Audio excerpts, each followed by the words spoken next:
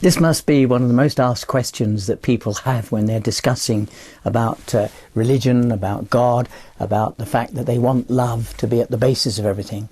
But I want to say first and foremost, the very fact that people are outraged when they see suffering in the world is an evidence that there is a loving God around. There is a higher power of love that they're appealing to when they say, this ought not to be, this should never have happened.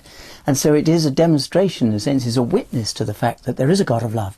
But of course, the fact is, if he is love, he can't just force his will on everybody all the time. Neither does he want us to force our will on other people. So there is an area in which free will takes place. Otherwise, you know, if you force somebody to love you without any free will, it's not love at all.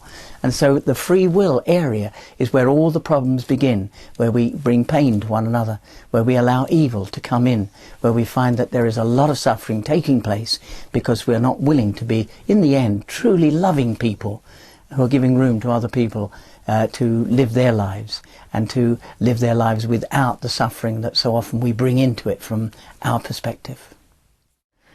Yeah, this is the question that everybody asks, especially in pastoral situations where there's so much going on which is causing pain.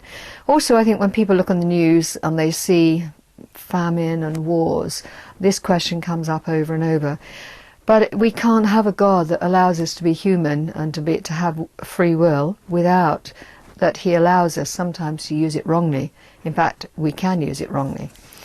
And I often think that if you were a criminal and you grew up in an abusive household, you turned to crime, and then you decided to break into someone else's house, and they, in defending themselves, killed you, and you left a wife and kids and so on.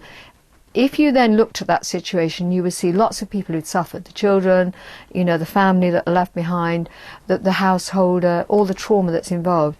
But at what point would we say God should have intervened in that situation? Should he have intervened and stopped the abusive father? Should he have intervened and stopped the boy choosing to go into crime? Should he have intervened to stop him breaking into the person's house?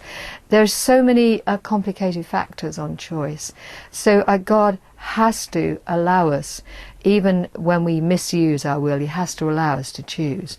And he does sometimes intervene, I believe, when we engage in prayer and call on the protection of God. But generally speaking, we wouldn't have a world if God was intervening all the time to stop bad things.